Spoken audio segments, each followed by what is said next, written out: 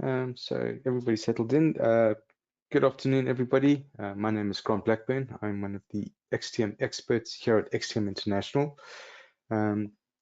Today, I'll be hosting the webinar for XTM Connector SDK API. We'll be just reviewing a couple of different methods and calls used, seeing how they work. A couple of housekeeping rules before we kick off. Everybody is automatically on mute. So if you have any questions or anything, please feel free to input them into the chat box. As and when I see them, I will get to them and try and get them answered for you. So yeah, let's kick this off then. So today's topics are the REST API documentation. So one of the key things to note is with our XTM Connect SDK API, we offer it in both a SOAP and REST. Today, we'll only be focusing on the REST. So we'll look at the REST API documentation and some examples that I'm going to be doing today. These examples include our project creation, an update of a project, and how this gets updated in real time. And then we'll also be looking at different project file types that we can actually generate using the API. So a bit of a combination. We'll be looking at an extended table report, our source files, and our target files.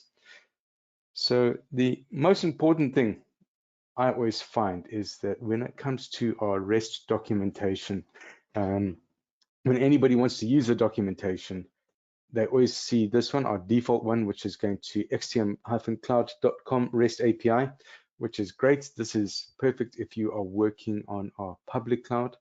However, for anybody that has a private cloud or potentially is on another server like our sandbox, you would need to update it. So this is just an example here, your server name.com REST API.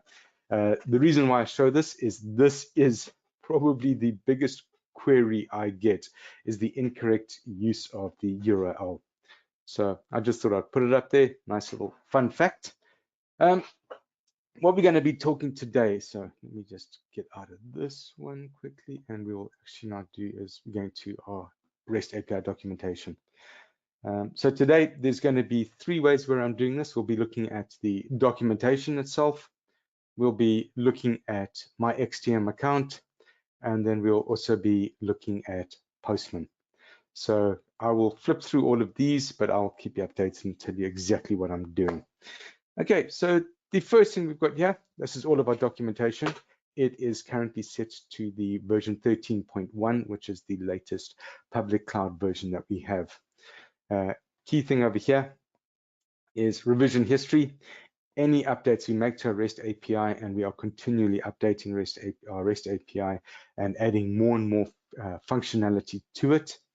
You will always find it here within the revision history, and you can just see where we always have the versions and the date, and we'll just put in as all the new methods or potentially the request parameters, anything like that. And you can see how there is so much that we are doing with our REST API. So let's just quickly flick back to the top there. Good. On our REST API, the first thing we'll be talking about is authentication. So using the API within XTM, you have to be using is a project manager role. And I'm just going to switch to our project manager role over here. Within our users group, I've created a user called PM API or API, either one of them. Most important thing, it is a project manager role. What I've also done with this particular one over here is in the access rights. I have the ability authentication here to access via. So user interface and API, only the user interface or only the API. So what I've done for this particular user using the SDK API, I only ever wanted to connect via the API. So if you are using our SDK API and you've built your own integration or something, or the likes of, this is probably one of the nicest ways to do it, is you can set it there, you know which user it's coming from, and we can restrict the user to only access through this. We'll click back there. Okay. The next thing is we've got is our authentication. With our authentication, we offer two options. We have is our OAuth 2, which of course is the much more secure way of doing things. And then we also have is our basic. I'm using the basic version today. It's just for the webinar purposes, we'll have the basic one.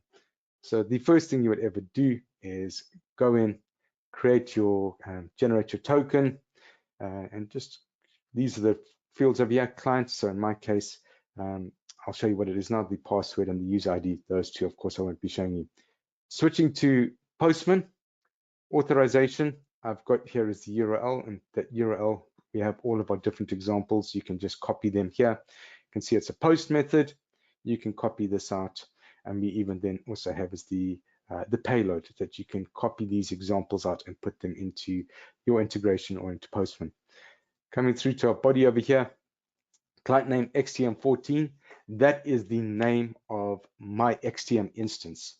So your company name, password, whatever the password happens to be, and your user ID. Of course, when you trigger this, you will get back a token. I've configured my token to sit within the collection. And that means then is anything I'm doing here, I can automatically have that authorization done. It's set into the collection here, and it's reading from there.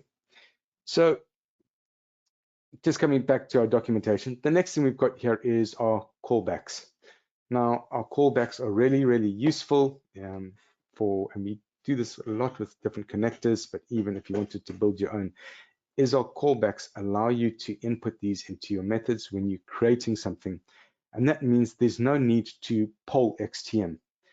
What a callback or webhook is, these are different ones that we have. So we have an analysis finished callback, our workflow transition, job finished, project created, project accepted, project finished, and even our invoice status change callback.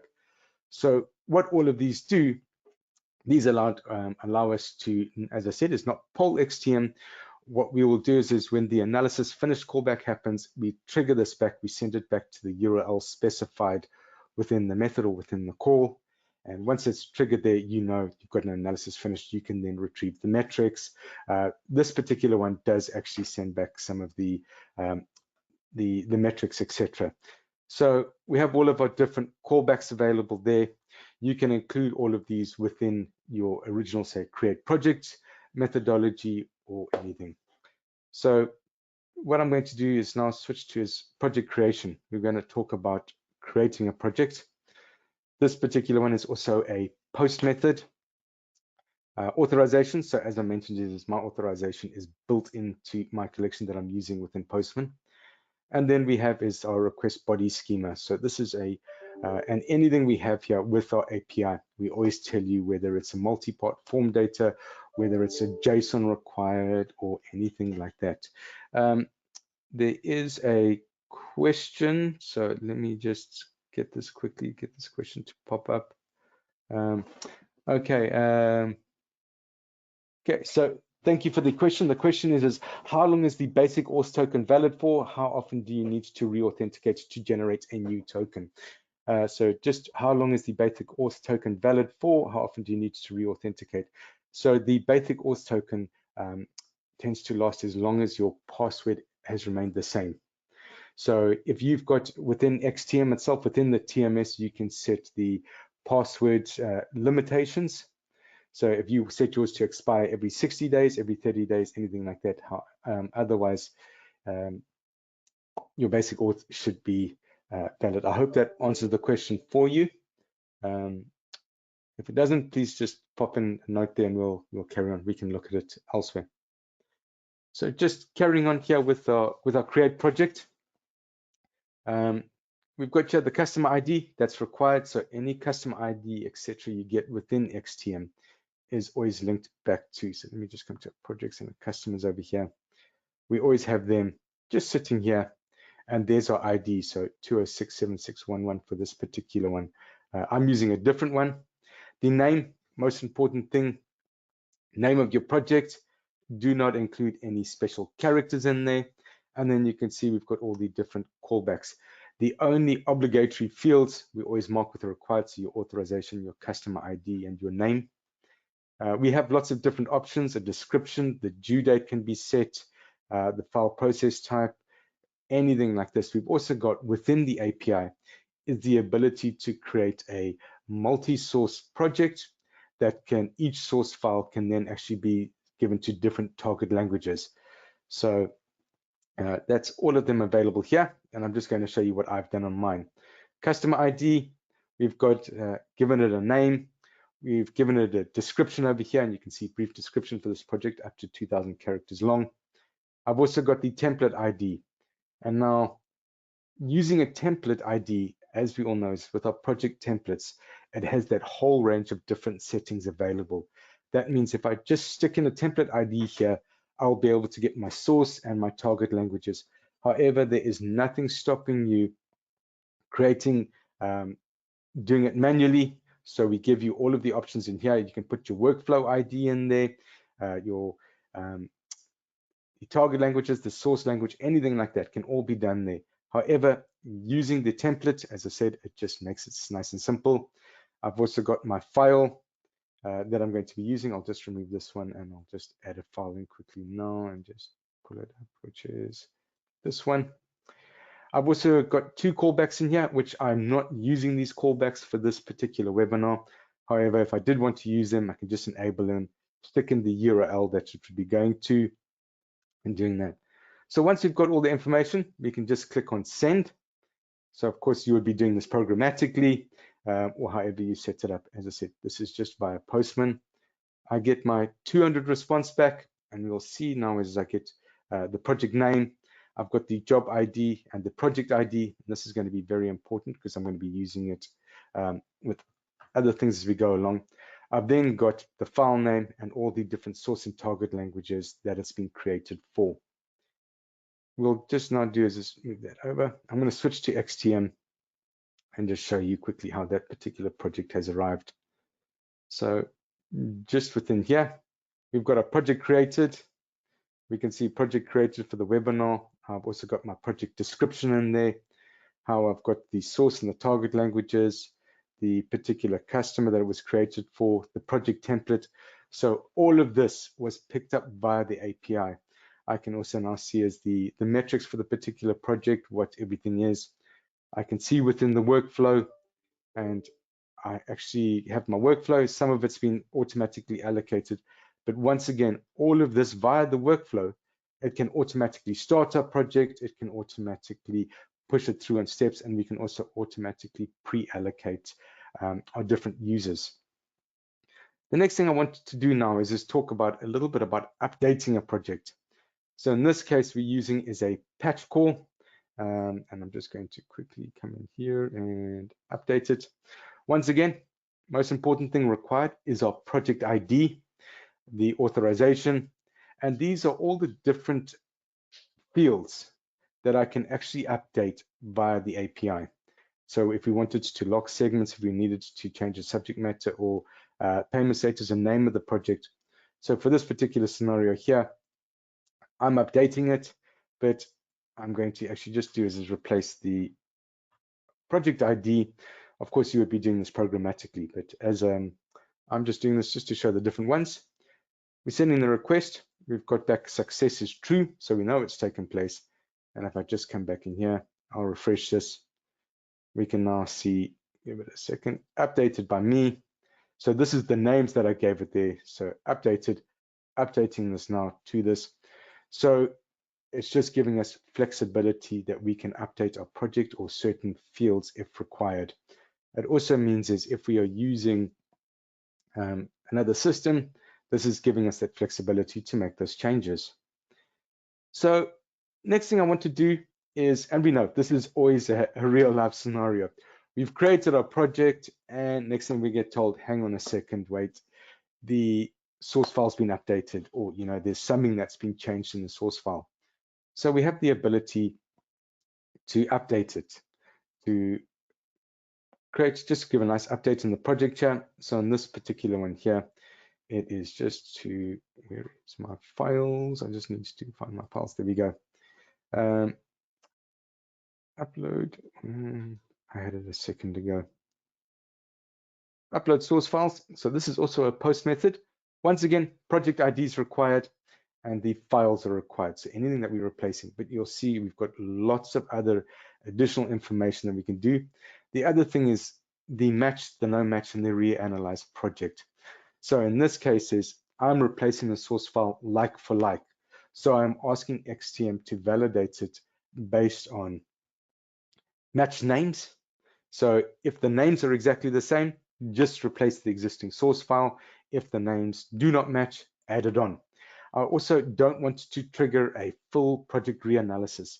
This, of course, will just trigger a file reanalysis, but I don't need to reanalyze the entire project. So once again, I'm just going to select my file and just quickly make sure it's the right one. There we go. And just always helps if you update the project ID. Doing this, I'm not going to be doing is just replacing that particular source file. So this, as I said, is a like for like. I am replacing one with the other. So I will get then updated, a job ID will be coming back because it's a new file coming through. So this is something just to bear in mind. Within the project, it did do a reanalysis, but that was just for the particular file. We'll see within the metrics and the metrics history, you can see continuous project update, anything like that that I've had. So I can still see, or the team who's working will also be able to get updated. The next thing what we want to do is just download source files. So this particular option here allows us, because sometimes users, if they aren't working within the system, you know how it happens is that occasionally they'll misplace the source files or they'll do something. This particular option here allows them to download their particular source files. This is using a get method. Key thing is when saving the response here, please make sure you save it as a zip. XTM works with a zip, so and once you save it as a zip, so I'm just calling this one source, and we'll put it to my downloads there, save it. You can unpack the zip and you'll be able to review everything there. So if I just open this, here's our source file. I now actually have this my source file. So this is quite a useful thing for anybody who's doing it there. The next things I want to talk about now is our Excel extended table. And this one I'm going to actually go into the documentation and just talk a little bit about what I want to generate specific files here. So Excel extended table is possibly one of my favorite reports that we offer because this gives a lot of metadata surrounding it. You can see these segment IDs, you can see the source, the target, revisions. If you're doing post editing, we can see all of that in there. So with this particular one here, generating specific file types, the file type and the project ID are of course required, specifying what it is, so Excel extended table. You'll then just see is additional metadata here that's required. So this is for an application JSON, extended table options, and the Excel options. What we can get is the report type. Do we want to include comments, including the edit distance score, the final text, LQA errors, all of these options which allow you to generate additional columns within your Excel extended table. So in my example here, I've kept it quite basic, as I don't need to include a lot of these ones here. Let's just give this the project ID. And when I send this off, it's now going to actually do is bring it back so I can see, got the file ID, so it's generated that specific file. Depending on the size of these, you may want to check the status, especially when it comes to your target files. If you've got large target files that you know will take a while to generate, occasionally is generate the specific files, wait, and then send a status just to validate, has it been generated? Now, downloading those particular project files, I've specified here is the file scope is for the entire project. I can do it on the job level. The file type is the Excel extended table, and just replacing that. Once again, I get my response back, and I can just save this, and let's just quickly add it in and just call this Excel. So I'm so glad I can spell today. Downloaded that. So just within here, you'll now see within our Excel, and I specified all languages for this. So it breaks it down for the 4 different target languages that I have. So I can see here for German or for Spanish or for French. Within here, I get as my Excel extended report. I have it available to me.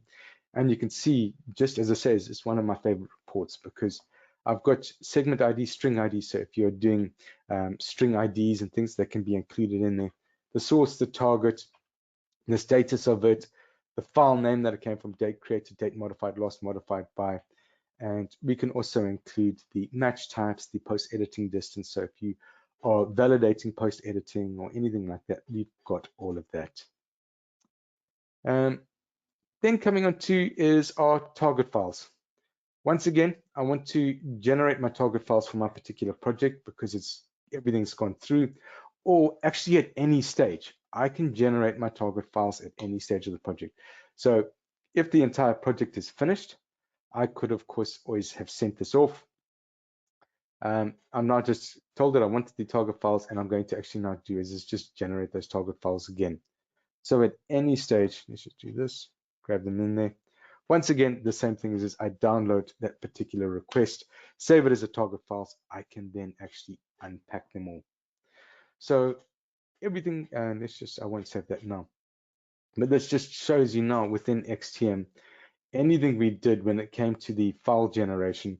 So we've got our extended table report, and we've also generated our target files. This means is our PMs who are working directly within XTM still have the ability to grab these files or take them down or download them. So that is it for today. So everything we've looked at, going back through everything, and I know there was quite a lot to take on board. So within the demo is we've looked a lot at our documentation. Our documentation is continually updated. You can also get a lot of examples within there. Please don't forget, if you are using a private cloud, just to make sure that you have the correct URL within that. We also looked at the different options that we have. So we looked at how to authenticate, how to create a project, how to update our project that was updating certain fields within our project, how to upload our source files, how to download source files, generate our Excel extended table, download our Excel extended table, and then also look in generating our target files. So last thing just to talk through quickly is on our REST documentation. If you are using the cloud or if you're testing things, we can help you with a sandbox. Normally a sandbox is for a fixed period of time, but this just allows you to test. The other thing which we have, which I think is quite nice, is the ability to practice online. So what practicing online allows you to do is you can actually just run certain practices if you've got your URL and the likes. We do have another question, it looks like, just if I get a second to see. Just trying to see if I can get my questions there back again. Just pop that out there. If there's no question, okay, maybe there's something still being written. I'll give it a second. So this just allows you to practice online, and it'll actually show you all the different calls and the likes of that. So yeah, that's everything we've gone through there.